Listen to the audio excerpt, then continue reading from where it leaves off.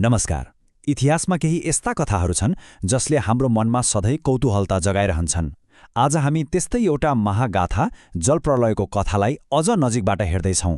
तर हामी यताउताका कुरामा होइन, सिधै बाइबलको उत्पत्तिको किताब त्यसको अध्याय 7मा के लेखिएको छ त्यसमै केन्द्रित हुनेछौँ। हामी सबैलाई थाहा छ नुहको जहाज र त्यो ठूलो बाढीको कथा। तर के हामीले सुनेको कथा पूरा छ त? के त्यसमा दुईवटा जनावर मात्रै थिए कि केही कुराहरू छुटेका छन् जुन हामीले यादै गरेका छैनौँ? आउनुहोस् आज त्यही कुराको खोजी गरौँ। कुनै पनि ठूलो घटना हुनुभन्दा ठीक अगाडि एउटा महत्त्वपूर्ण क्षण आउँछ। जलप्रलयको कथामा पनि त्यस्तै भयो। पानी पर्न सुरु हुनुभन्दा ठीक अगाडि नोआलाई एउटा अन्तिम र एकदमै स्पष्ट आदेश दिइयो। अब प्रश्न उठ्छ, आखिर नूहलाई नै किन छानियो त? अरू कोही किन परेनन्? पाठले यसको जवाब सिधै दिन्छ। किनकि यस पुस्तामा तिमीलाई नै मैले मेरो सामु धर्मी देखेको छु। मतलब यो बाँच्ने र मर्ने कुरा मात्र थिएन, यो त धार्मिकताको आधारमा गरिएको एउटा छनौट थियो। अनि यहाँ एउटा एकदमै रोचक कुरा छ जसले हामीले सुनेको कथालाई अलिकति फरक बनाइदिन्छ। हामी त सधैँ दुईवटा जनावर जहाजमा चढ्यो भनेर सुन्छौँ, होइन त? तर हेर्नुहोस् त, पाठले के भन्छ?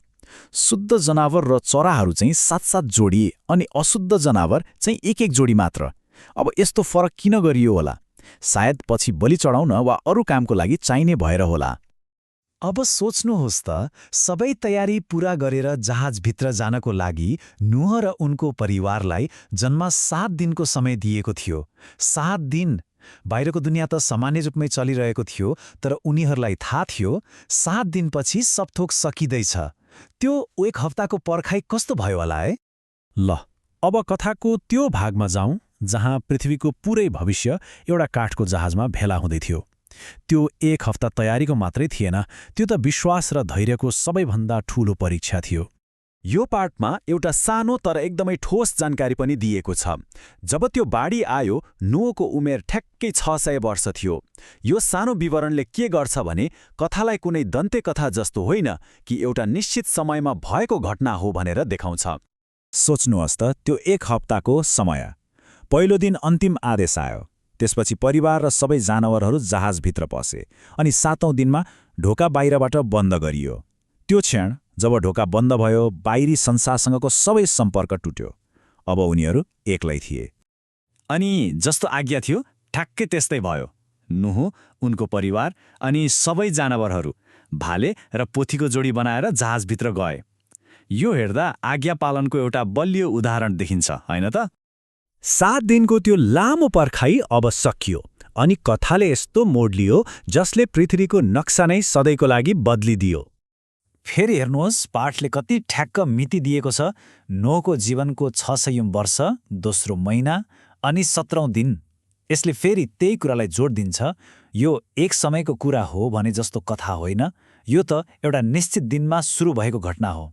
यो वाक्य सुन्नुहोस् त, कति शक्तिशाली छ। त्यही दिन गहिराईका सबै मूल फुटे र आकाशका ढोकाहरू उघ्रिए। यसको मतलब पानी आकाशबाट मात्र परेको होइन, जमिन मुनिबाट पनि निस्कियो। सोच्नुहोस् त, माथिबाट पनि तलबाट पनि दुवैतिरबाट एकैचोटि पानी आउँदा कस्तो भयो होला? अनि अब आउँछ त्यो सबैभन्दा चर्चित नम्बर 40।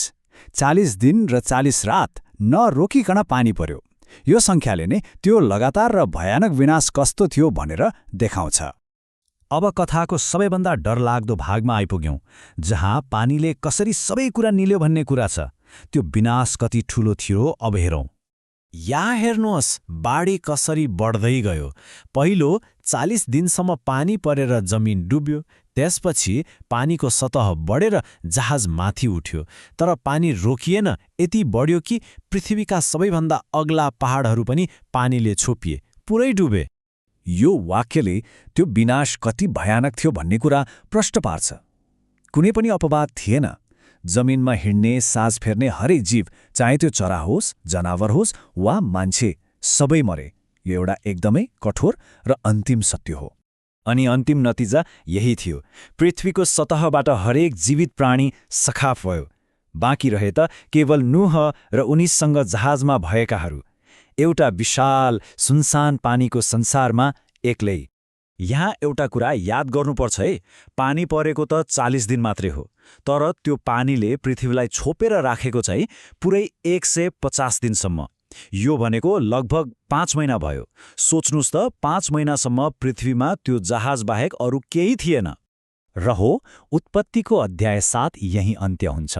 एउटा जहाज, एउटा परिवार अनि पानीले ढाकिएको एउटा चुपचाप संसार। यो अन्त्य जस्तो देखिए पनि वास्तवमा यो एउटा नयाँ सुरुवातको सङ्केत हो। तर प्रश्न यो छ, जब सबै कुरा तहस-नहस हुन्छ तब नयाँ सुरुवात चाहिँ कसरी हुन्छ? यो प्रश्नको जवाब अर्को अध्यायमा छ। आजको यो विश्लेषणमा सँगै रहनुभएकोमा धेरै धेरै धन्यवाद। यस्तै विषयमा अझै जान्न मन छ भने लाइक, शेयर र सब्स्क्राइब गर्न नभुल्नुहोला है।